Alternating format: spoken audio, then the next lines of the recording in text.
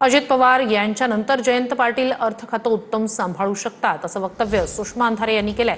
जयंत पाटील मविया सोबत असल्यानं अडचण होतीये असंही सुषमा अंधारे यांनी म्हटलंय। तटकरे आणि पटेल यांची विश्वासार्हता काय असा सवाल सुद्धा सुषमा अंधारे यांनी केलाय।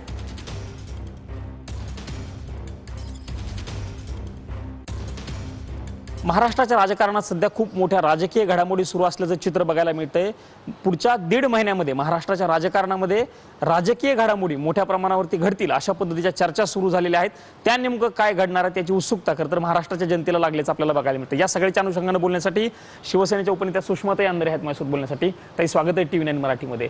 खूप चर्चा आहे, 1.5 महिन्याची खरं तर खूप चर्चा सुरू झाल्याचं बघायला मिळतं। नाही, मी तुम्हाला खरं 1.5 महिन्यात काय होणार आहे हे सांगू शकले असते जर मी बागेश्वर बाबाच्या आश्रमात जाणारी असते तर। पण माझा आणि काही बागेश्वर बाबांचाही संपर्क नाही आणि ज्योतिष्यावर काही माझा फार विश्वास नाही, त्यामुळे 1.5 महिन्यानंतर काय होणार आहे हे मला आत्ता नाही नक्की सांगता येणार। राज्यातील एक मोठा नेता केंद्रात येणार आहे, महाराष्ट्रातले एका वेगळ्या नेत्याकडे वेगळी जबाबदारी मिळणार आहे, या सगळ्या चर्चा सुरू। बघा, आता जर सगळंच तुमच्याकडे आहे आणि TV9 जर एवढं सांगत आहे की राज्यातल्या एका बड्या मंत्र्याला अर्थ खातं मिळणार आहे किंवा राज्यातला एखादा नेता इकडे जाणार आहे, तर मला वाटते की मगाशी मी केलेल्या ट्विटला काहीतरी अर्थ आहे।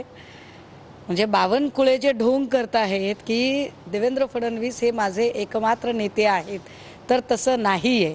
उलट देवेंद्र फडणवीसांना म्हणजे वजीर राजाला चेक देण्याच्या तयारीत आहे का? पण प्रश्न असा उरतो की बावनकुळे वजीर तरी आहे का? असो, जाऊ दे। ज्या चर्चा सुरू झाल्या होत्या ज्यावेळेस संजय राऊतांनी दावा केला होता की किंवा आदित्य ठाकरे हे म्हणाले की देवेंद्र फडणवीस केंद्रामध्ये जाणार आहेत, त्यानंतर बावनकुळे सांगायला लागले की 34 पर्यंत देवेंद्र फडणवीस इथंच राहणार आहेत, त्यांची गरज राज्याला 34 पर्यंत आहे। नाही, हे ढोंग आहे, बावनकुळेंचं हे ढोंग आहे। मुळात बावनकुळेंची अवस्था त्या एका जाहिरातीसारखी आहे, मन में लड्डू फुटा तो लड्डू फूट रहे है बावनकुळे के मन में बहुत लड्डू फूट रहे, की कधी एकदा ती खुर्ची रिकामी होते आणि कधी एकदा मी त्या जागेवर क्लेम करतोय। पण याच्यातनं अजून एक गोष्ट समजून घेतली पाहिजे की बावनकुळे ज्या अर्थी म्हणतात की 34 पर्यंत फडणवीस महाराष्ट्रातच राहणार, याचा अर्थ फडणवीसांनी कधीही पंतप्रधान पदाच्या शर्यतीत येऊ नये अशी मनीषा बाळगणारा जो अँटी देवेंद्र गट आहे, त्या अँटी देवेंद्र गटातले बावनकुळे आहेत, हे यातनं अधोरेखित होते, हे जरा समजून घ्या।